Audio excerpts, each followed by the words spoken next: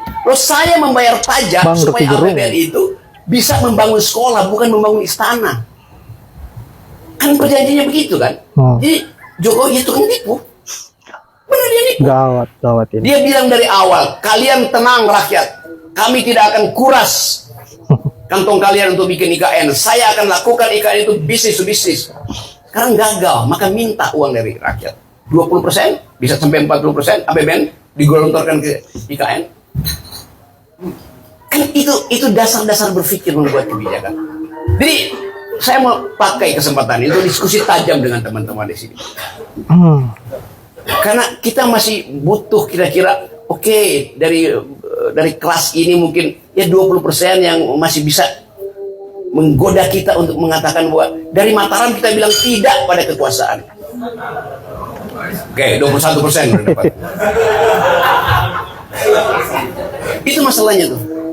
Jadi sekali lagi kita mau bicara di sini, mungkin 1 jam ini kita bicara dan saya mau dapat kejujuran supaya saya juga dapat energi dari Mataram untuk terus bersikap kritis. Saya berpikir sendirian dan mau ditangkap pula coba ya. Karena ngapain tangkap saya tuh? Saya nggak punya partai politik. Saya cuma pakai otak untuk berpolitik, nggak pakai amplop. Tapi tersinggung di sana kan. Sampai Presiden Jokowi bilang di pidato kenegaraan, menyindir saya bahwa politik kita harus sopan santun. Dari mana tuh? Jadi jangan kritik maksudnya. Jadi sekali lagi pembicaraan hari ini dimaksudkan untuk saling mengevaluasi diri sambil saling mengirim energi kritik, bukan energi sopan santun. Assalamualaikum warahmatullahi wabarakatuh. Janjinya Jokowi saat kampanye mengatakan akan menyelesaikan kasus pelanggaran HAM, terutama 98. Ternyata semua itu hanya bullshit. Aduh. Apa yang dilakukan Jokowi justru memberikan gelar kepada salah satu pelaku yang terlibat pelanggaran HAM, yang jelas melakukan penculikan kepada aktivis, pembunuhan, malah diberi gelar seorang Prabowo dengan jenderal bintang 4-nya. Kebayang gak sih perasaan kita, terutama keluarga korban yang ada di sini, Ibu Sumarsi, Pak Ucok, dan yang lainnya. 26 tahun, ya, mereka berjuang mencari keadilan. Kamisan udah udah ke 816, gitu. Hingga detik ini mereka tidak mendapatkan keadilan sama sekali. Minimal mereka diterima datang di istana. Tetapi apa? Seolah-olah rakyat ini di mata sang penguasa hanya sampah. Apa yang dialami oleh kita semua tidak dipedulikan oleh sang penguasa. Mereka hanya memikirkan kepentingan diri sendiri, perut diri sendiri. Tidak memikirkan, terutama karena ini acara Kamisan keluarga korban 98. Saya marah, iya. Saya kecewa, pasti. Kenapa? Karena saya 2 periode mendukung Jokowi ya. Mungkin selama ini saya orang yang sangat membela sosok Jokowi mati-matian. Salah satunya lah, ya terakhir kasusnya Rocky Gerung, di mana saya mendorong Rocky Gerung demi membela sang Jokowi saat itu. Tetapi saya mengucapkan alhamdulillah ya, Tuhan segera menyadarkan saya bahwa apa yang saya lakukan selama ini salah. Ternyata saya sudah mendukung, membela, atau terhipnotis oleh seseorang yang berkedok, tanda kutip, gitu ya. Tapi ya sudahlah, itu sudah terjadi. Tapi yang paling menyakitkan buat saya, itu bukan karena Jokowi sekarang jadi pengkhianat atau tidak menepati janji-janjinya. Yang paling saya sesali, yang paling menyakiti hidup saya adalah salah satu orang yang sudah membesarkan monster tersebut. Saya adalah salah satu orang yang sudah membela dan mendukung dia. Tapi akhirnya inilah kekecewaan, sakit hati yang kita dapatkan. Menjelang 100 hari masa tugasnya selesai, semua serba naik, semua serba mahal. Sekarang yang lagi rame masalah tapera. UKT udah selesai, nggak jadi dinaikkan. Bersyukur ya buat adik-adik mahasiswa. Tapi sekarang ada tapera.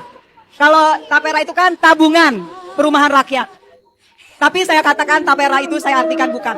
Tahun penindasan rakyat. 2024 adalah tahun penindasan rakyat. Di mana keadilan itu benar-benar udah nggak ada di negeri ini. Jadi ingat, terutama untuk Gen Z, milenial, adik-adik mahasiswa, jangan pernah melupakan sejarah. Terutama 98. Saya miris, jujur saya sangat miris ketika ngelihat Gen Z milenial yang tidak pernah peduli dengan 98. Ingat, tanpa reformasi, tanpa adanya Elang dan kawan-kawan menjadi korban, belum tentu kalian bisa menikmati hidup seperti ini. Belum tentu kalian bisa ngomong dengan bebasnya. Kalian ingat, sebelum reformasi semua dibungkam. Ngomong dikit besok tinggal nama. Tapi saat ini, kalian bebas melakukan apa aja. Tolong tunjukkan kepada adik-adik mahasiswa Gen Z milenial kepedulian dan rasa empati kita terhadap kasus 98. Ayo kita sama-sama bersatu tuntut pemerintahan agar kasus 98 ini harus selesai. Terima kasih. Hidup korban. Jangan diam. Lawan. Pemimpin yang bodoh itu dari hasil olah rasa para pemilih yang bodoh. Kemudian juga para ulama yang bodoh, maka menghasilkan pemimpin yang bodoh. Jadi lo jangan salahkan ketika ada kebijakan juga yang bodoh. Orang yang punya rumah dipaksa untuk beli rumah. Ini ketika ditanya dia nggak ngerti gitu. Kalau misalkan pekerja udah punya rumah, ngapain mau beli rumah lagi? Yang penting kan bisa untuk makan saja. Bener nggak? Persoalan hari ini itu pemimpin itu mengakal-akali rakyat supaya mau bayar pajak. Apapun caranya, itu memang terjadi. 58% orang bodoh semua. 50% kaum pemilih adalah kaum yang bodoh semua. Dan saya sepakat dengan apa yang dikatakan oleh Bapak yang barusan. Dan para pemilih yang 58% ini pantas mendapatkan itu. Kenapa? Karena berkat mereka lah sehingga tercipta pemimpin-pemimpin yang bobrok di negeri ini yang hanya mementingkan kekuasaan dan kekayaan untuk dirinya sendiri tanpa mau melihat penderitaan rakyat seperti apa dan apa yang menjadi harapan rakyat saat ini. Yang ada hanya penindasan dan penindasan yang mereka berikan terhadap rakyat, dan setiap kebijakan-kebijakan yang didorong oleh mereka, kebijakan itu bertolak belakang dengan apa yang diharapkan oleh rakyat. Saya kira sangat miris, kepemimpinan Pak Jokowi adalah kepemimpinan yang paling bobrok sepanjang masa, sepanjang berdirinya NKRI, dan kita bisa rasakan semua betapa mirisnya kebijakan-kebijakan yang dilakukan oleh Pak Jokowi di akhir jabatannya, yang kita anggap bahwa seolah-olah Pak Jokowi ini memang sengaja untuk bagaimana agar bisa menguras perekonomian rakyat Indonesia demi ambisinya untuk bagaimana agar bisa merampungkan IKN. Saya kira mimpi Pak Jokowi ini terlalu besar dan susah untuk mereka realisasikan, karena kita tahu sendiri bahwa perekonomian negara kita saat ini sedang anjlok dan sangat parah.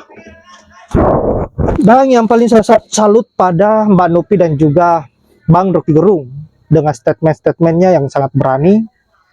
Kita tidak meragukan lagi dari dua sosok ini, seorang aktivis dan juga kita bisa sebut bahwa Bang Rocky Gerung adalah guru bangsa yang mencerdaskan kaum milenial di Indonesia dan juga rakyat Indonesia, yang mengajarkan bagaimana agar bisa kritis terhadap kebijakan-kebijakan yang keliru dilakukan oleh pemerintah.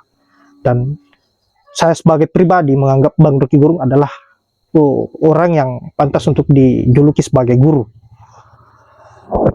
Dan juga Mbak Nopi, saya kira Mbak Nopi ini pernah bermasalah ya dengan Bang Rocky Gerung.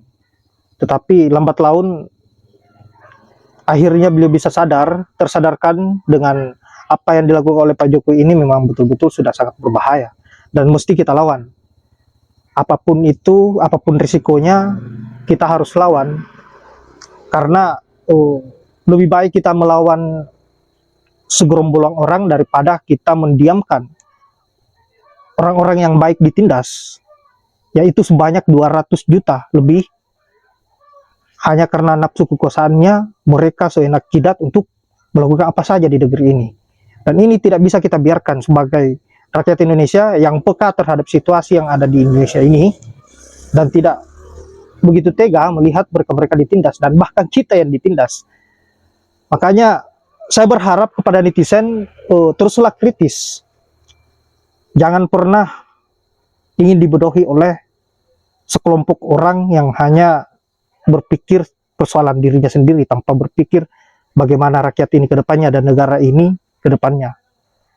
Karena yang kita harapkan tentu adalah orang-orang atau pemimpin yang baik yang berpikir persoalan kemajuan bangsa ini, kemajuan negara ini, bagaimana agar rakyat bisa sejahtera, bagaimana agar rakyat perekonomiannya bisa lebih baik dari sebelumnya, bukan malah orang yang hanya berpikir untuk golongannya sendiri dan bahkan untuk keluarganya, seperti apa yang terjadi hari ini, seperti apa yang dilakukan oleh Pak Jokowi dan antek-anteknya.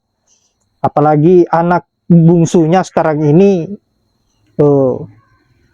kembali lagi disetting untuk bagaimana agar bisa maju di Pilgub DKI Jakarta.